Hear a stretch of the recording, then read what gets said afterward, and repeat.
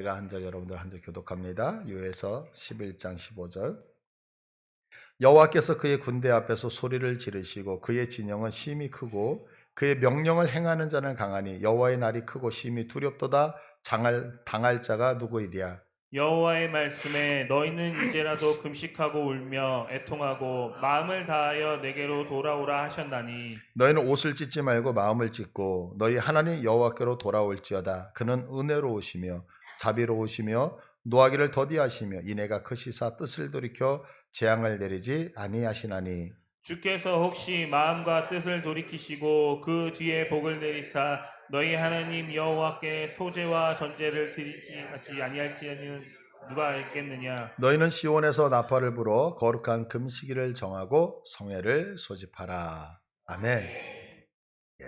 오늘 이제 말씀을 전하기 전에 제가 여러분들에게 한 가지 질문을 드리면서 말씀을 시작을 하려고 그래요. 저와 여러분 어떻게 천국 가실 수 있습니까? 예, 천국 가실 수 있죠? 그러면 왜 갈 수 있다고 대답하셨죠?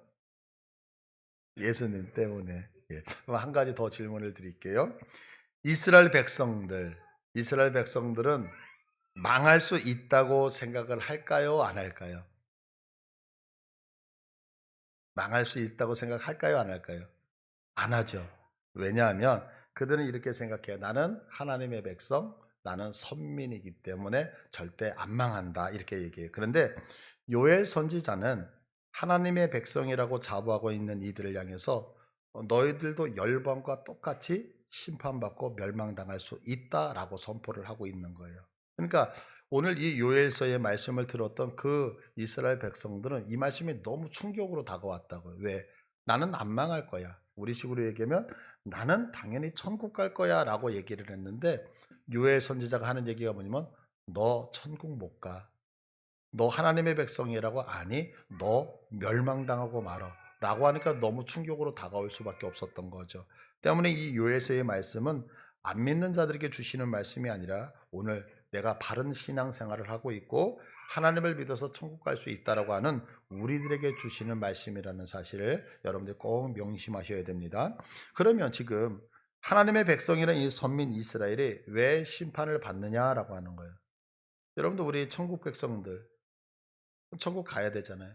그럼에도 불구하고 왜 하나님이 너희들 천국 못 가 이러면서 우리를 심판하시느냐. 그 이유는 다른 게 아니라 바로 죄 때문이라는 거죠. 그러니까 우리들의 신앙 안에 진정한 회개가 없기 때문에 그렇다는 거예요. 그러면 도대체 이스라엘 백성들, 이 하나님의 선민이라고 하는 이들이 어떤 죄를 지었느냐는 거예요.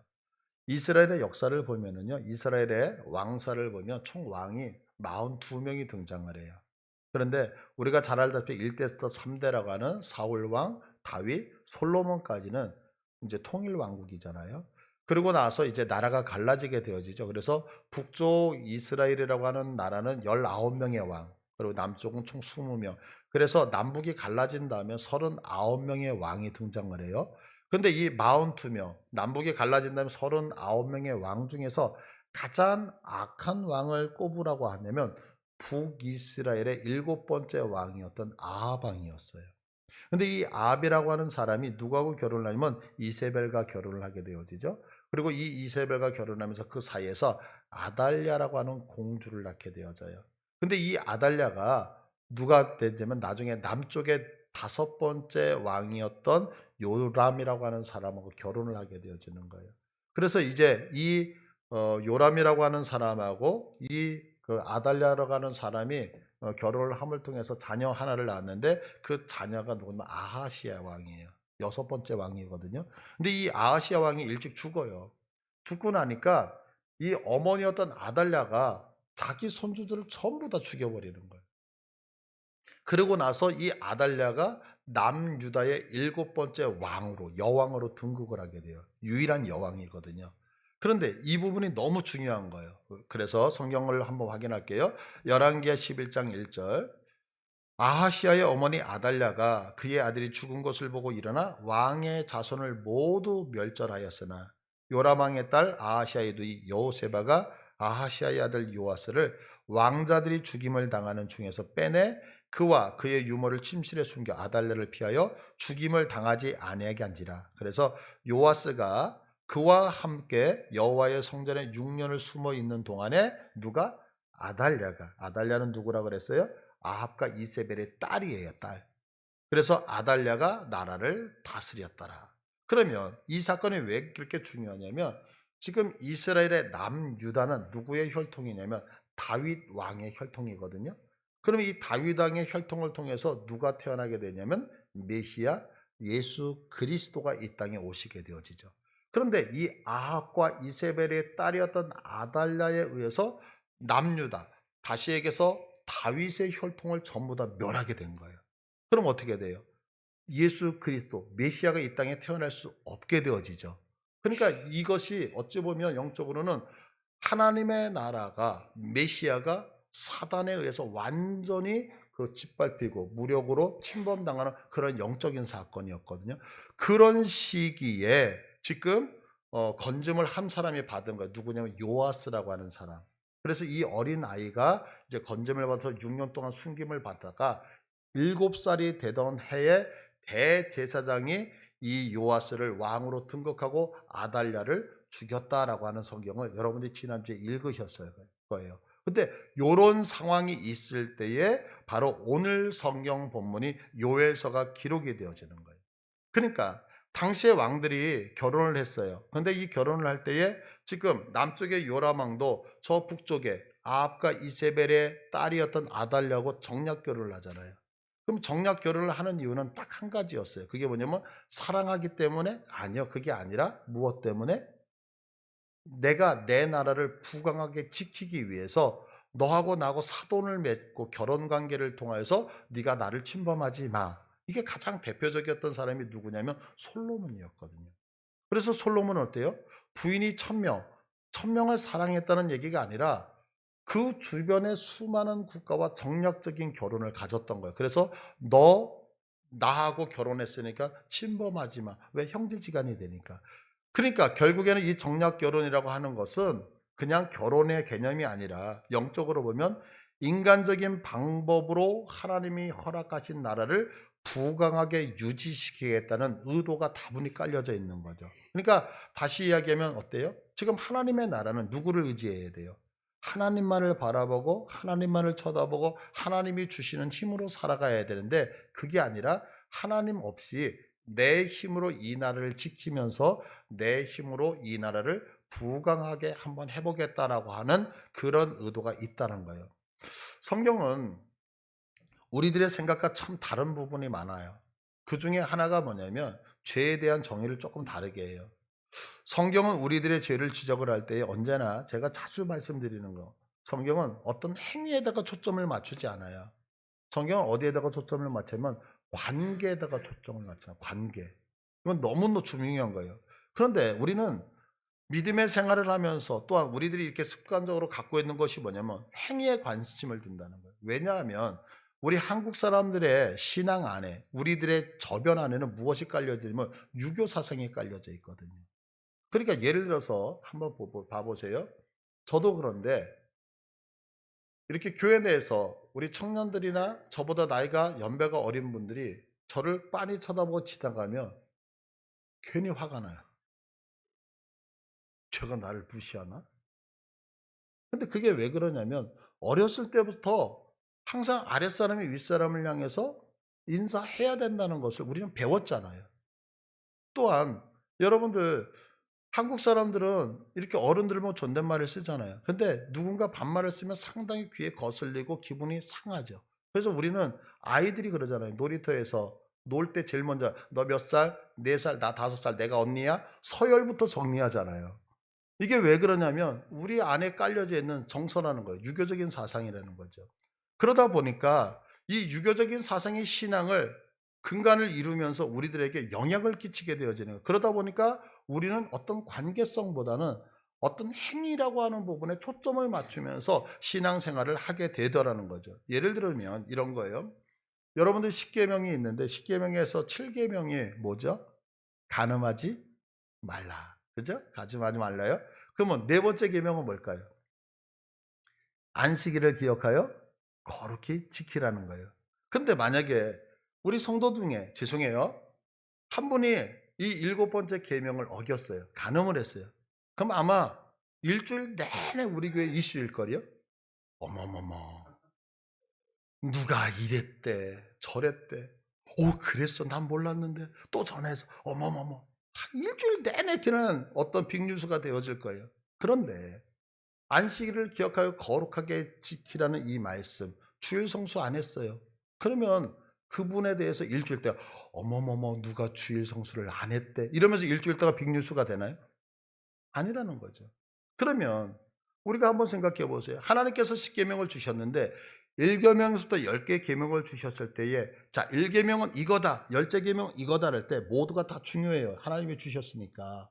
그런데 하나님이 첫째 계명을 주신 것은 10번째 계명보다 첫 번째 계명이 훨씬 더 중요하기 때문에 먼저 주시지 않았을까요? 그러면 7번째 계명 간음하지 말라보다 안식일을 기억하여 거룩하게 지키라는 4번째 계명이 앞에 있다는 얘기는 하나님이 보실 때는 무엇이 더 귀한 거예요? 안식일이 훨씬 더 귀한 거예요. 그런데 우리들은 어떤 것을 똑같이 범했을 때 안식일에 대해서는 그렇게 우리가 어떤 큰 이슈로 만들지 아니하지만 7번째 계명을 어기면 뭔가가 난리가 난 것처럼 우리가 여길 수 있는 거죠. 그러면 왜 그러냐는 거예요. 바로 우리의 신앙생활에 아까 말씀드렸던 사상이 저변에 깔려 있기 때문에 그렇다는 거죠. 그래서 죄를 생각할 때에 기독교의 세계관보다는 유교적 세계관에 입각해서 생각하다 보니까 우리는 습관적으로 어떤 죄를 그러면 관계보다는 행위에다가 자꾸 초점을 맞추게 되어지더라는 거예요. 근데 성경은 그렇게 얘기하지 않죠. 이것이 성경과 우리의 가장 큰 차이점 중에 하나라는 거예요. 그러면 성경은 죄의 경중을 따졌을 때에 어떻게 따지느냐? 무엇을 가장 크게 다루냐면 예레미야서 2장 13절을 한번 볼게요. 자, 우리 다 같이 있습니다. 시작. 내 백성이 두 가지 악을 행하였나니 곧 그들이 생수의 근원되는 나를 버린 것과 스스로 웅덩이를 판 것인데 그것은 그물을 가두지 못할 터진 웅덩이들이라. 예, 아멘. 이 두 가지 죄가 연결되잖아요. 왜 연결되냐면 생수의 근원이 누구냐면 하나님인데 하나님을 버렸어요. 쉽게 해서 물을 버렸어요. 하나님인 물을 버리고 나니까 그 물을 찾기 위해서 내가 스스로 수고하고 애썼다라고 하는 거거든요. 이것을 유대인들은 전부 다 알아들었어요. 왜 알아들었느냐면 여러분들 이스라엘은 세계의 대륙이 만나는 지역이거든요. 그러다 보니까 지층이 불안하다 그래요.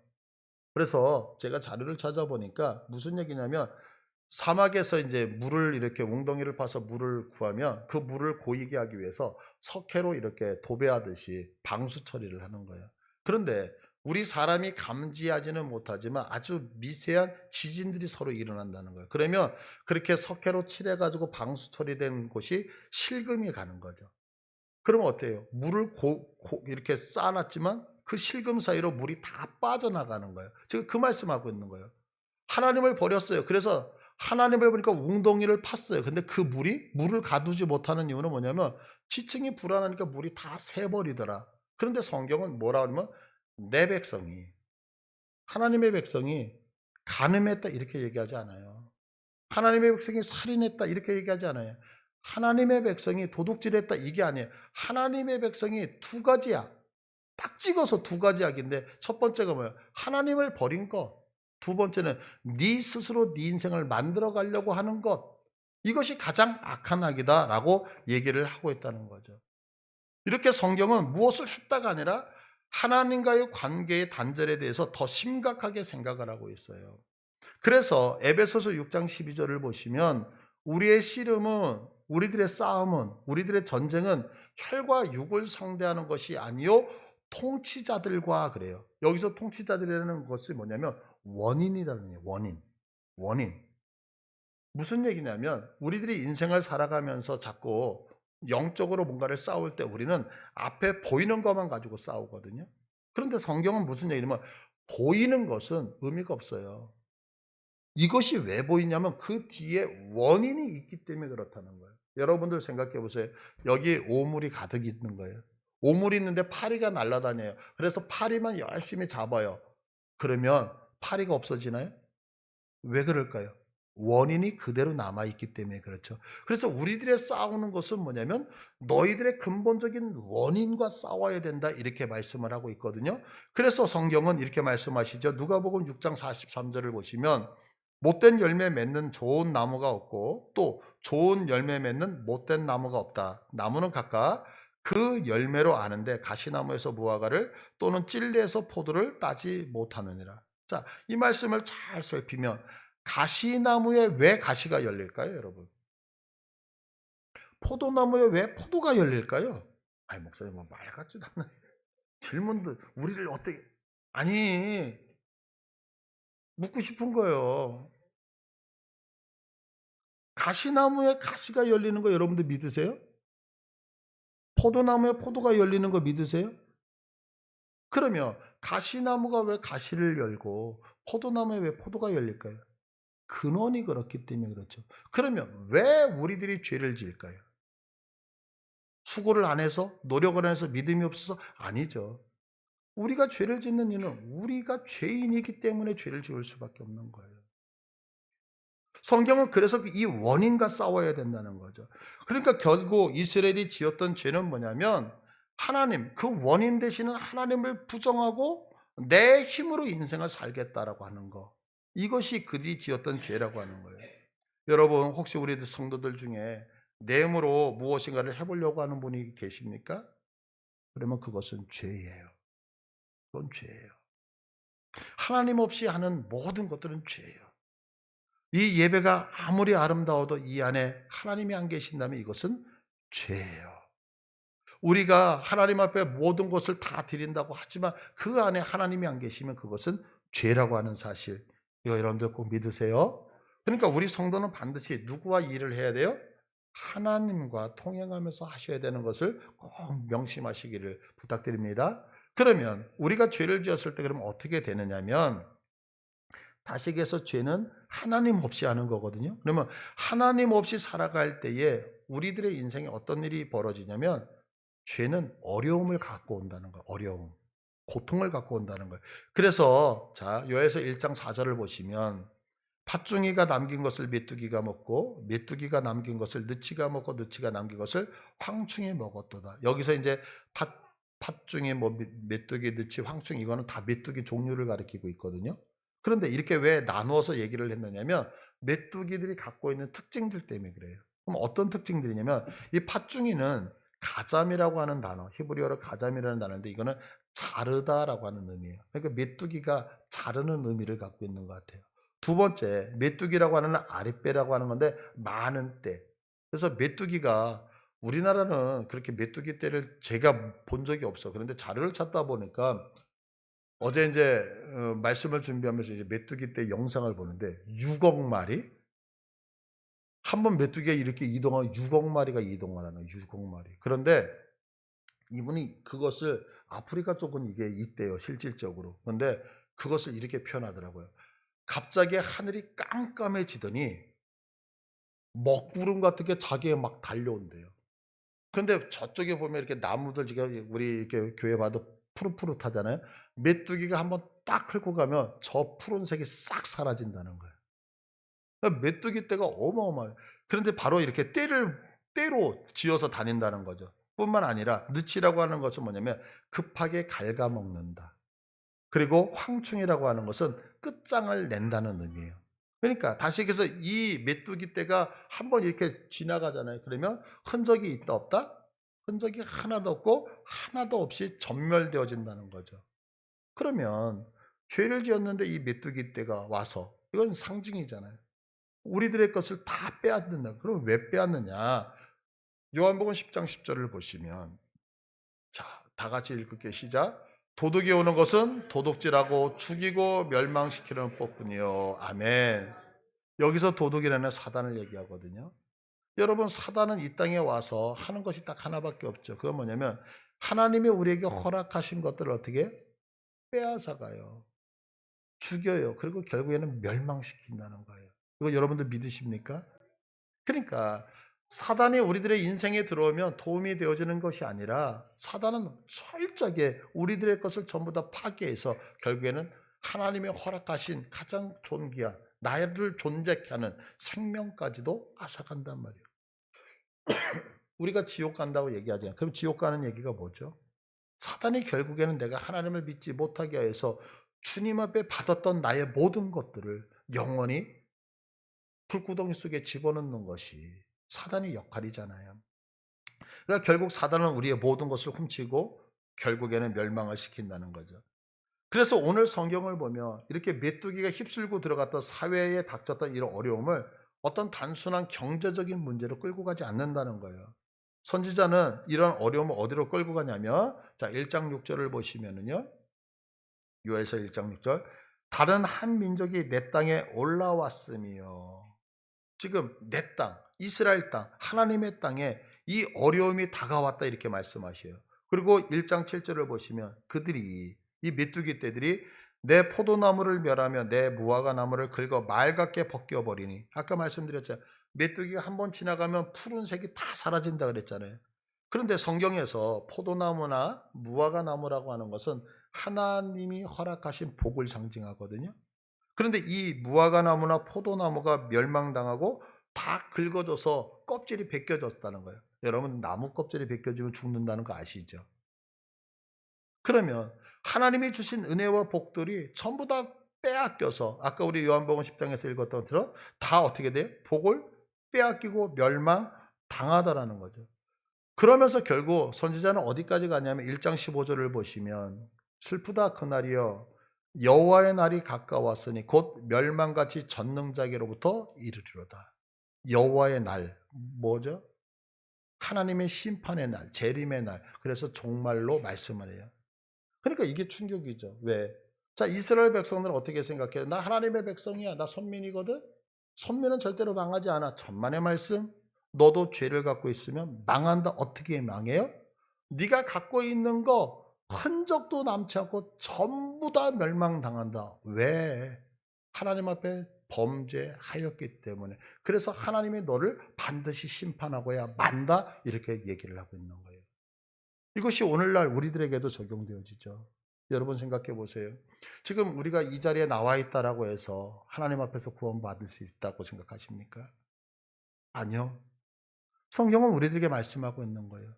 내가 너희들에게 모든 것을 주었어. 그런데 너희들이 죄를 가지고 있다면 하나님이 너희들에게 허락하신 모든 것들을 빼앗기고 결국에는 슬프면서 지옥에 들어가서 이를 갈면서 온다라고 말씀하고 있는 거예요. 이 사실 여러분들 믿으세요?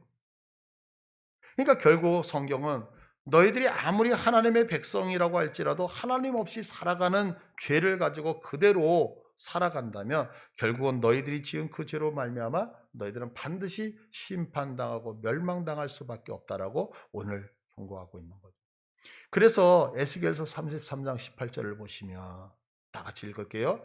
만일 의인이 돌이켜 그 공의에서 떠나 죄악을 범하면 그가 그 가운데서 죽을 것이고. 우리 의인이에요, 여러분. 믿으시죠? 그런데 우리가 돌이켜서 하나님의 그 의로움을 떠나 죄악을 범하면 어떻게 된다? 내가 하나님을 떠난 그 죄 때문에 결국에는 죽임당한다는 거예요. 여러분도 생각해 보세요. 우리가 죽음에서 보호받는 이유는 딱 한 가지잖아요. 나를 위해서 십자가에 주님의 보혈 때문이에요. 근데 우리가 그 하나님을 거절하는 거예요. 그러면 우리가 하나님을 거절할 때, 내가 하나님이 싫다고 할 때 하나님은 어떻게 말씀하시냐면 창세기 6장 3절에 보니까요. 여호와께서 이르시되 나의 영이 영원히 사람과 함께하지 아니리니 이는 그들이 육신이 됨이라. 너희들이 고기 덩어리가 되어지니까 영적인 사람이 아니라 하나님이 부여한 걸 다 부정해 버리니까 하나님이 너희와 함께하지 아니하시겠다라고 얘기해요. 결국 성경은 우리들이 인생에서 왜 어려움이 오고 왜 고통이 오느냐라는 그 이유에 대해서 너희들이 수고 안 했기 때문에 이렇게 얘기하지 않아요. 우리들이 못났기 때문에 여러분들 고통이 온다고요? 못 배웠기 때문에 고통이 온다고요?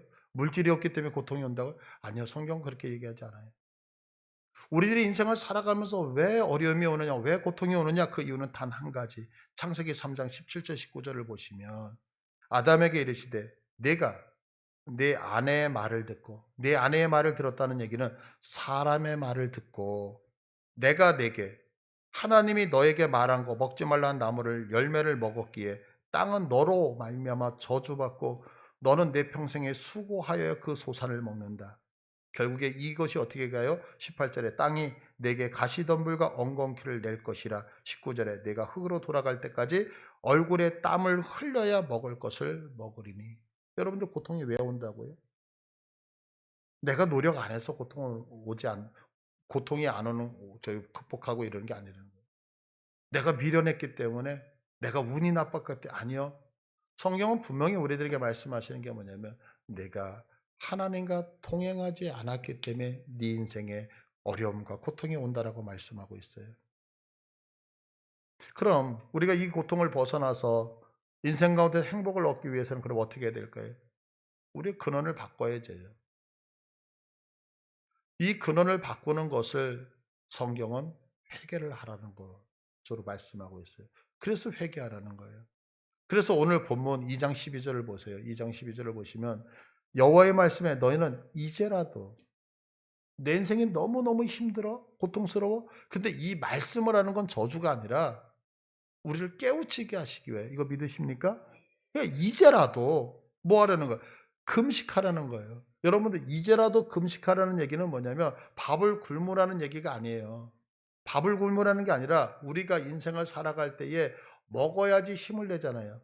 그러니까 내가 먹었을 때 힘을 내서 그 힘으로 인생을 사는데, 금식을 하는데 곡기를 끊었다는, 내 힘으로 인생을 살지 않겠습니다라는 고백이 금식 안에 들어가거든요. 그러니까 이제라도 네 힘을 믿지 말고 이제라도 하나님만 부여잡아라 이거예요. 그러면서 울면서 애통하는 것은 뭐냐면, 하나님이 나를 도우셔야 되니까 하나님 나를 불쌍히 여겨달라. 내가 내 힘으로 살지 않을 테니 하나님의 은혜로 살 테니 나를 불쌍히 도와달라. 그래서 마음을 다하여 누구에게로? 주님께로 돌아와라 라고 말하고 있어요. 이게 회개라는 거예요. 근데 이 회개를 할 때에 우리들에게 꼭 명심해야 되는 게 있다는 거예요. 그게 뭐냐면 13절에 보면 너희는 옷을 찢지 말고 마음을 찢고 그래요. 이게 무슨 얘기냐면, 이스라엘 사람들은 슬픈 일이 있으면 이런 양복을 입고 있다 해도 투두두둑 하고 다 찢어버리는 거예요. 그러면 이 찢어진 옷을 입고 다니면 우리는 어이 쟤 이상한 녀석 뭐 이렇게 보잖아요.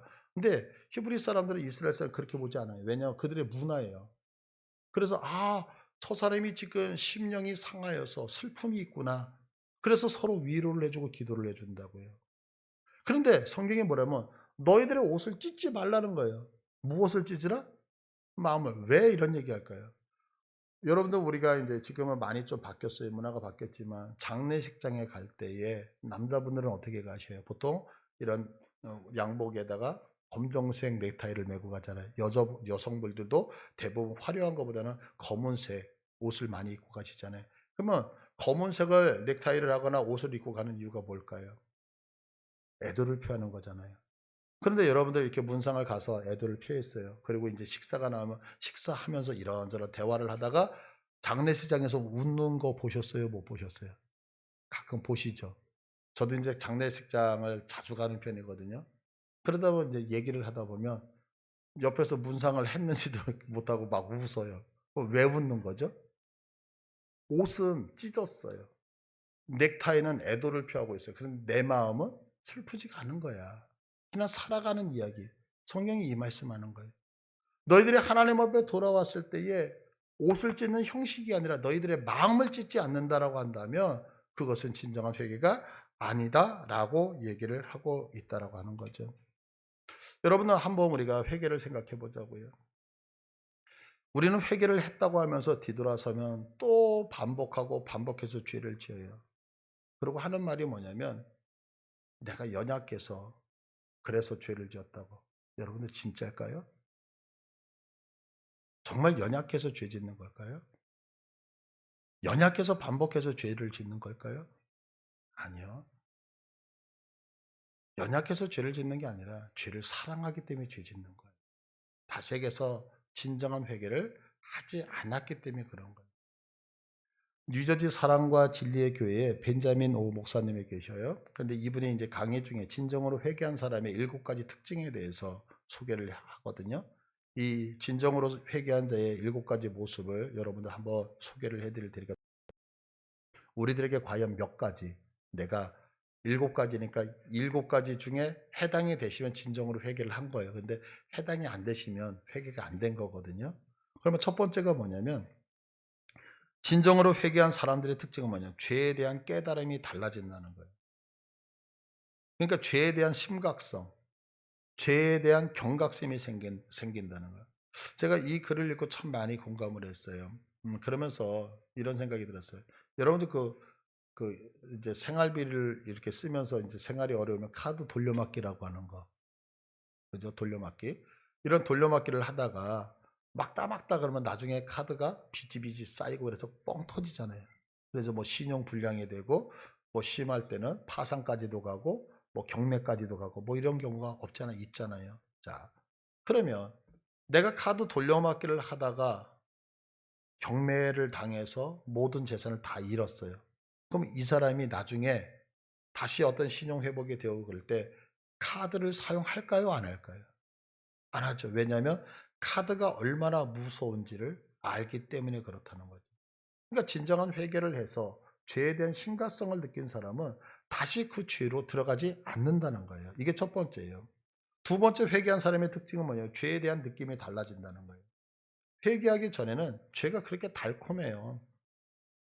여러분 죄가 만약에 무섭기만 하다면 죄를 짓겠어요? 그런데 죄는 그 안에 흥미가 있고 재미가 있고 쾌락이 있거든요. 근데 이것이 무서움보다도 더 큰 거예요. 죄 짓는 게. 거기서 주는 쾌락이라고 하는 게. 그러다 보니까 우리가 죄를 일부러 짓는 거죠. 그래서 유명한 얘기가 있잖아요. 그냥 먹는 사과가 맛있어요? 훔친 사과가 맛있어요? 왜 그래요? 죄 안에는 달콤한. 그래서 남자분들이 많이 그러잖아요. 내가 군대에서 먹던 라면 잊지 못한다. 왜요? 군대에서 만약에 라면 마음껏 끓여 먹어 그러면 그거 무슨 맛이 있겠어요? 근데 맞을 각오를 하고 숨어서 먹다 보니까 그렇게 맛있는 거죠. 그렇지 않겠어요? 그러니까 죄는 쾌락이 있는 거죠. 근데 진짜 회개한 사람은 죄에 대해서 그런 느낌, 이런 쾌락이 아니라 느낌이 전혀 달라진다는 거예요. 죄에 대해서 꺼리는 마음이 있다는 거예요. 이것을 제가 얘기할까 말까 이제 고민하다가 여러분 신앙에 조금 도움드리기 위해서 참고만 하세요. 제가 예전에 이제 전화국에 잠깐 다닐 때가 있었어요. 근데 이제 전화국에 다니다 보니까 지금은 이제 KT잖아요. 옛날에 이제 전화국이라 그랬는데 이제 전화국에 다닐 때인데 이제 준 공무원이다 보니까 이게 칼퇴근을 하는 거예요. 딱 5시만 되면 정각에 정문을 딱 통과를 해요. 근데 여름 같은 경우에도 5시에 퇴근했거든요. 그러면 화나잖아요. 대낮이잖아요. 5시. 얼마나. 그러니까 갈 데가 어디 있어요. 그러면 이제 직장 동료들하고 이제 술자리를 이렇게 해요.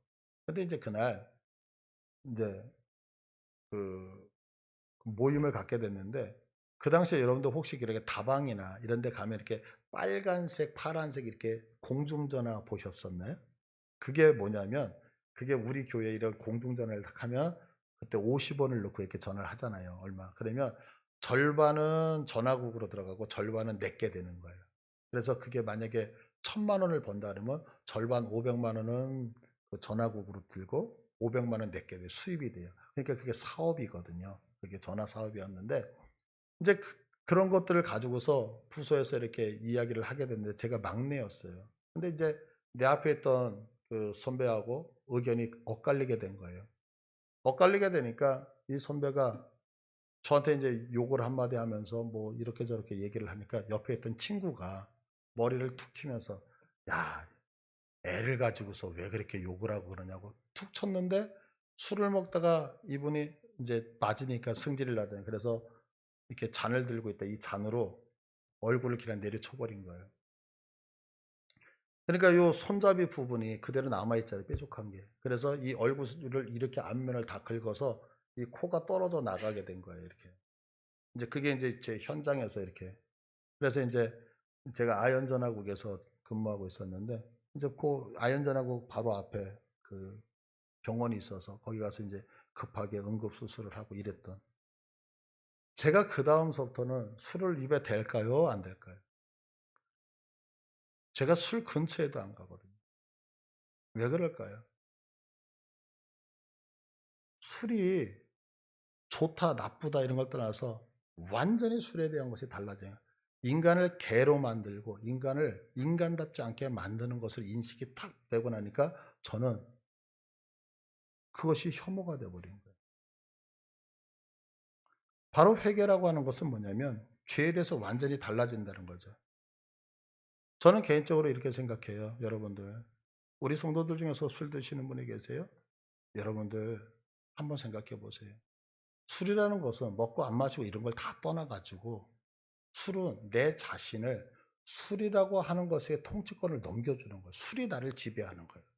여러분들, 우리를 지배하고 다스릴 수 있는 분은 여호와 하나님밖에 없다는 사실을 믿으십니까? 그런데 내가 스스로, 내 자아가 스스로 내 통치권을 술에게 넘겨주고 있어요. 다시해서 사단에게 넘겨주고 있어요. 그러니까 마셨다 안 마셨다. 목사님 술 마시지 말라고 성경 어디에 써 있어요? 그럼 물어볼게요. 술 마시라고 성경 어디에 써 있어요? 그러면 똑같죠. 그러니까 여러분들 왜 나의 통치권을 그 쓸모없는 것에 주느냐는 거예요. 그러니까 죄에 대해서 회개를 하게 되지만 죄에 대한 느낌이 완전히 달라진다고요. 세 번째, 회개한 사람의 특징은 죄에서 돌아설 뿐만 아니라 이 죄가 철저히 싫은 거예요. 철저히 싫은 거예요. 제가 여러분들에게 인격이고 여러분들에게 목사이기 때문에 막 이제 강하게, 그러면 여러분이 성인이기 때문에 마음을 상할까 봐, 그래서 예쁘게 하지만 만약에 제 아들과 딸이 입에 술을 댄다? 용서하세요. 죽여놓죠. 여러분에도 그 마음이 있어요. 다만 그거 표현하지 않을 뿐이죠. 왜요? 이것이 얼마나 악한지를 제가 알잖아요. 그러니까 죄에 대해서 관대하게 용납하지 않는 거죠. 네 번째, 회개한 사람의 특징은 뭐냐면 삶의 목적과 방향이 확실하고 분명히 달라진다는 거예요. 회개하기 전에는 모든 게 내 중심, 자기 중심, 내 사업장, 내 가정, 내 유익 다 나 이래요. 근데 회개를 하잖아요. 그러고 나면 내 중심에서 하나님 중심으로 바뀐다는 거예요. 그래서 하나님이 기뻐하실 게 뭐가 있지? 하나님은 내가 어떻게 살아가기를 원하시? 이렇게 다 하나님 중심으로 모든 게 변한다는 거예요. 다섯 번째로 진정한 회개를 하면은 기쁨의 대상이 달라지고 관심의 대상이 달라지고 사랑의 대상이 달라지는 거예요. 우리 권사님 중에 한 분이 저한테 그래요. 목사님, 교회 와서 이렇게 믿음의 생활하는 게 이렇게 행복한지 저는 몰랐어요라고 말씀하셔요. 전에는 교회는 따분한 곳, 교회 오면 할 거 없는 거. 그런데 믿음이 생기고 내가 하나님을 찾게 되어지니까 교회 오는 것이 너무너무 행복해서 하루라도 예배당에 오지 않으면 안 된다라고 하는 그런 고백을 하시는 걸 볼 때 얼마나 행복한지 모르겠어요. 그러니까 기쁨의 대상이 달라져요. 그래서 회개하기 전에는 사랑의 대상이 주로 이 세상에 있고, 그래서 세상에서 좋은 것 받으면, 세상에서 좋은 거 먹으면 행복하지만 회개한 다음에는 갑자기 이 세상의 것에는 값없이 없고 다 하늘의 것만을 쳐다보는, 하늘의 것을 사모하는 모습으로 바뀌게 되더라는 거죠. 여섯 번째, 회개한 사람은 말씀에 순종하고자 하는 열정이 생겨요. 전에는 말씀을 들어도 이해도 안 되고, 들어도 에이 그 말씀 그거 의심하고, 근데 내가 진정으로 회개하면 내가 이 말씀을 한번 삶 속에서 이루어 볼까? 야, 성경에 이런 사람이 있는데 이런 사람처럼 나도 한번 살아볼까? 그러면서 말씀을 순종하고 싶어하는 소원이 막 생기기 시작을 하는 거예요. 여러분들 한번 생각해 보세요. 성경 안에 보면 솔로몬이 있잖아요. 그러면 솔로몬이 우리와 성정이 똑같은 사람이거든요. 그러면 그 똑같은 사람이 왜 많은 자들에게 인정을 받았냐? 하나님이 그와 함께 하셨기 때문에. 믿으십니까? 그 우리들의 기도의 제목도 솔로몬을 부러워하는 게 아니라, 야, 나도 하나님 앞에 솔로몬과 같이 사랑한다면 나도 솔로몬처럼 다윗처럼 되지 않을까? 라는 기대감이 생기잖아요. 성경 안에 수많은 사건들이 그냥 죽어 있는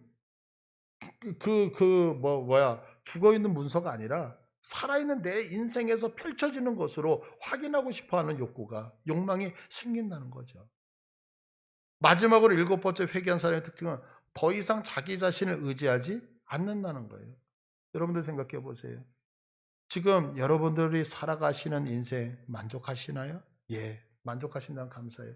그럼 만족하지 못하신다면 내가 지금 살아온 인생은 무엇이냐면 내가 지금까지 뿌렸던 삶의 결과물이거든요. 근데 내가 하나님을 의지하지 않고 내 힘으로 살았던 모습이 이거라는 것을 우리는 이미 철저하게 경험하잖아요.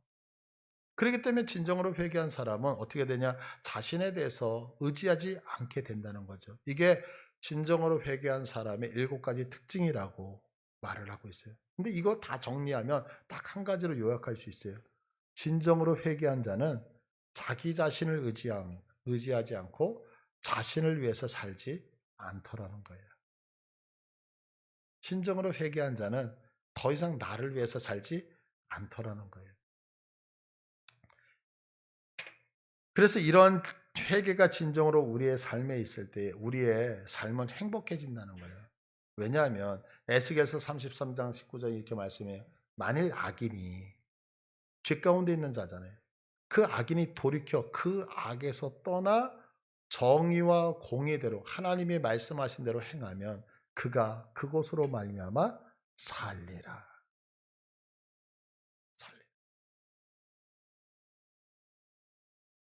여러분, 죄는요 우리의 모든 것을 파괴하는 세력이에요. 그러니까 죄는 뭐냐면 하나님을 떠나는 것은 모든 것을 다 잃어버리는 거죠. 죄는 하나님 없이 내 힘으로 살겠다라고 하는 교만이에요. 그러니까 우리의 인생은 한순간도 하나님 없이는 존재할 수 없는 미약한 자들이라는 거죠. 여러분, 우리 인간이 되게 강해 보이잖아요. 그죠? 근데 얼마나 강한지 한번 저하고 내기해 보실래요? 여기 컵에 물 있거든요, 물. 제가 입을 꽉 막고 코를 여기에다가 딱 5분만 담궈 드릴게요. 사실 수 있나? 살 것 같은데 5분 딱 코 박고 있으면 우리의 생명 다 끊어져요. 이거 무슨 얘기예요? 이 정도로 연약한 질그릇이라는 거죠.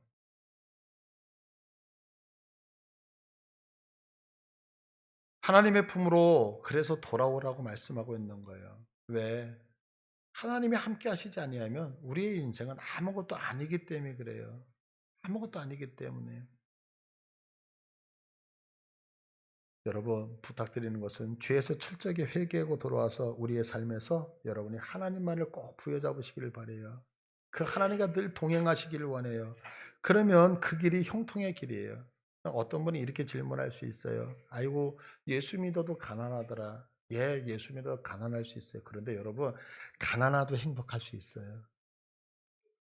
예수 안 믿고 돈 많이 벌 수 있어요. 근데 돈이 많다고 해서 행복한 게 아니에요. 요즘 매스컴에 뜨고 있는 분이 있죠. 그분이 돈이 없어서 지금 그 고생을 하고 있을까요? 아니요. 건강하지 않아도 행복할 수 있어요. 건강해도 불행해요. 왜냐하면 하나님이 없기 때문에. 그러니까 성경의 가치와 세상의 가치는 다르단 말이에요. 근데 성경은 분명히 말씀해요. 여러분이 하나님을 부여잡을 때에 그 하나님으로 인하여서 어떤 환경도 뛰어넘어 형통한 삶을 살 수 있다고 믿으십니까? 여러분 삶이 어려우세요? 삶이 힘드세요? 그러면 하나님 앞에 회개하고 돌아오시기를 축복합니다.